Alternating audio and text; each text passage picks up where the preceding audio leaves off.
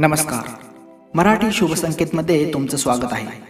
मित्रांनो, आज आपण रोज पाहत असतो कित्येक जोडपी रोज भांडणं करतात, घटस्फोट घेतात. तर याचं कारण काय? तर आपल्या साथीदाराची निवड चुकल्यामुळं.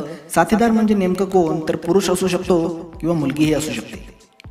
बहुतांश मुलीचं लग्न हे त्यांच्या मनाविरुद्ध होत असतं आणि आजही होत आहे. घरची लोक एकच गोष्ट पाहणार, ती म्हणजे मुलाला नोकरी आहे का, चांगला पगार आहे का, त्याला शेती आहे का, त्याच्याकडे गाडी बंगला सर्व काही आहे का. परंतु या सर्व गोष्टी म्हणजे सुख असतं का? मुलीच्या घरच्या लोकांनी नवऱ्या मुलाची निवड करण्यात फार मोठी चूक केलेली असते. म्हणून आजकाल बहुतांश मुलीच्या संसाराचं वाटोळ होतं. त्यांना वाटतं भौतिक सुख म्हणजे सर्व काही आहे आणि ते लोक नवऱ्या मुलाला कोणत्या सवयी आहेत, कोणते व्यसन आहेत हे बघत नाहीत. सध्या स्थितीला एकच ट्रेंड चालू आहे, तो म्हणजे मुलाला सरकारी नोकरी पाहिजे.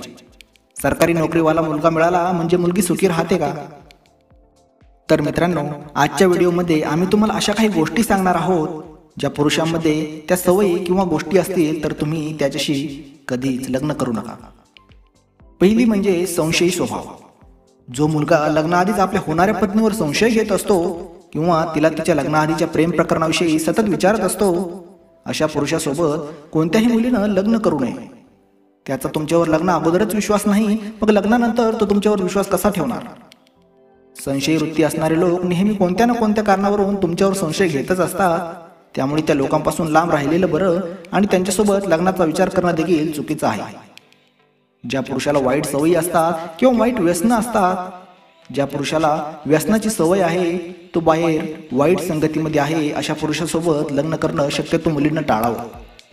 बऱ्याच चांगल्या नोकरीवर असणाऱ्या पुरुषांना व्यसनाच्या किंवा वाईट सवयी असतात. जर तुम्ही अशा मुलाशी लग्न केलं तर तो तुम्हाला त्रास द्यायला सुरुवात करेल. व्यसनी माणसे कधीच स्त्रियांना सुखी ठेवत नाही. ते नेहमी कोणत्या ना कोणत्या कारणावरून स्त्रियांशी भांडत असतात. त्यामुळे व्यसनी पुरुषांशी लग्न करणं टाळलेलं कधीही चांगलं होईल. पुढची गोष्ट म्हणजे लग्न अगोदर मुलाचं दुसऱ्या कोणत्या मुलीवर प्रेम नसावं. जो पुरुष लग्न आधीपासूनच बऱ्याच मुलीशी संबंध ठेवतो, बेस्ट फ्रेंड म्हणून किंवा गर्लफ्रेंड म्हणून, अशा मुलाशी लग्न करणं शक्यतो टाळा. सोशल मीडियावर बऱ्याच मुलांना खूप वाईट सवयी असतात. सतत कोणत्या ना कोणत्या कारणाने अनोळखी मुलीला ते मेसेज करतात.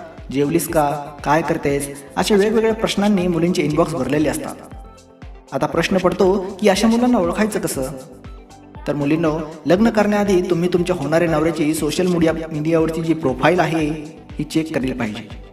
जर त्याच्या प्रोफाईलवर इतर मुलींचे फोटो दिसले किंवा अन्य वेगळ्या गोष्टी आढळून आल्या तर त्या मुलाला नकार दिलेला कधीही चांगला.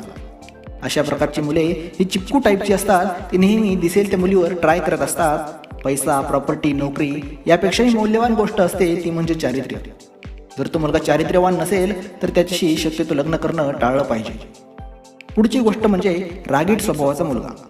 जो मुलगा लग्नाआधीच तुमच्यावर राग व्यक्त करत असेल, छोट्या छोट्या गोष्टीवरून तुम्हाला रागवत असेल, बोलतेवेळी नेहमी तुम्हाला तू हेच का केलं, तेच का केलं, असंच करायला पाहिजे होतं, असा उपदेश जर करत असेल तर अशा मुलाशी लग्न करण्यावेळी तुम्ही 100 वेळा विचार करा. बऱ्याच मुलांच्या लग्नाआधी भरपूर अटी असतात. मुलीनं हे नाही केलं पाहिजे, ते नाही केलं पाहिजे. जसं की लग्नानंतर कॉलेजला नाही गेलं पाहिजे, लग्नानंतर कोणत्याही पुरुषाला बोललेलं चालणार नाही, अशी मानसिकता असलेल्या पुरुषांशी मुलींनी कधीच लग्न करू नये. जी मुलं लग्नाआधीच मुलींना बजावून सांगतात की तू लग्नानंतर नोकरी नाही केली पाहिजे, तुला फक्त घरातील कामच करायचं आहे, तुला लग्नानंतर शिक्षण करायची परवानगी नाही, लग्नानंतर तू घराच्या बाहेर पाऊल सुद्धा टाकायचं नाही, लग्नानंतर तुला फोन वापरायला मनाई आहे, आमच्या घरी dress, jeans pant, T shirt, gown अशा पद्धतीचे कपडे परिधान केलेले चालत नाही, अशी मानसिकता असणाऱ्या मुलाशी मुलींनी लग्न करू नये. तर या व्हिडिओमध्ये सांगितलेल्या ज्या गोष्टी आहेत, या गोष्टी लक्षात ठेवूनच तुम्ही लग्नासाठी तुमचा जोडीदार निवडावा. तुम्हाला जर हा व्हिडिओ आवडला असेल तर व्हिडिओला लाईक करा आणि आमच्या मराठी शुभ संकेतला सबस्क्राईब करून शेजारी असलेली घंटी देखील दाबा. धन्यवाद.